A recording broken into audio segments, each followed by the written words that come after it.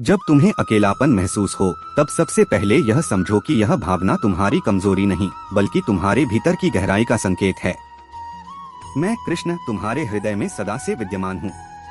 संसार की भीड़, संबंधों की आवाज और बाहरी सफलता कभी भी उस शून्य को पूर्ण नहीं कर सकती जो आत्मा के स्पर्श से ही भरता है।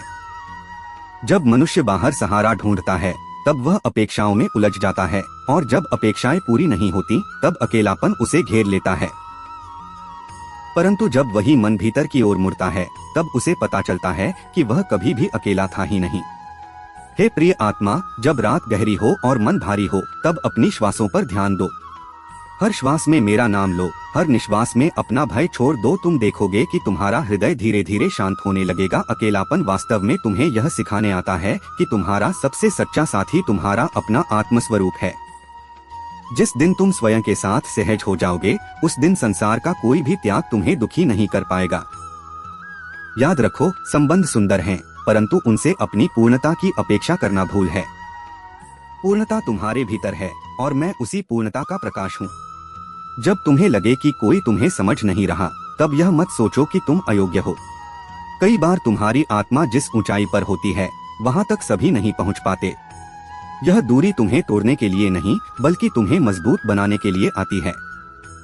जैसे बीज को मिट्टी में अकेले रहकर अंकुरित होना पड़ता है, वैसे ही आत्मा को भी कभी कभी एकांत में तपना पड़ता है। यह तप ही तुम्हारी शक्ति बनेगा।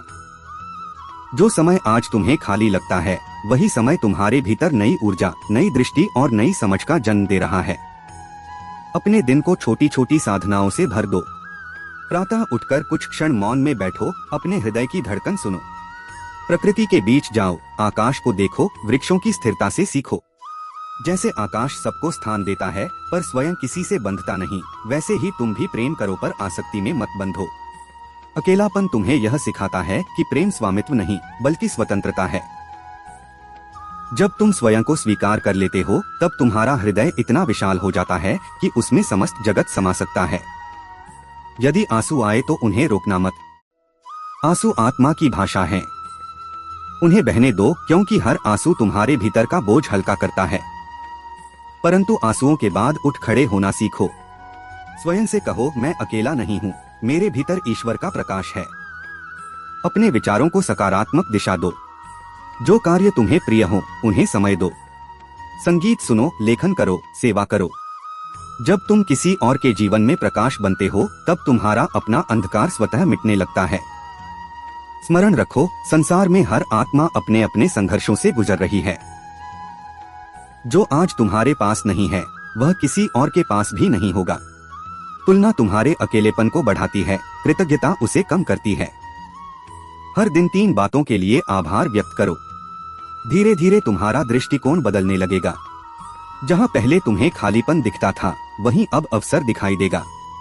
अकेलापन तब वरदान बन जाता है जब तुम उसे आत्मविकास का साधन बना लेते हो। अंततः हे प्रिय, यह जान लो कि समय बदलता है। जो आज तुम्हें अलगाव प्रतीत हो रहा है वही कल तुम्हें सही लोगों और सही मार्ग की ओर ले जाएगा।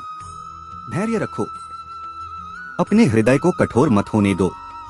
विश्वास बनाए रखो कि हर अनुभव तुम्हारी आत्मा को निखार रहा है। मैं सदा तुम्हारे साथ हूँ, तुम्हारी प्रार्थनाओं में, तुम्हारी मुस्कान में और तुम्हारी चुप्पी में। जब भी तुम्हें लगे कि तुम अकेले हो, आंखें बंद कर मेरा स्मरण करो। तुम पाओगे कि तुम्हारे भीतर एक मधुर शांति है, एक स्थिर प्रकाश है जो कभी बुझता नहीं। वही तुम्हारा सच्चा साथी है, वही तुम्हारी शक्ति है और वही तुम्हारी अनंत संगति है।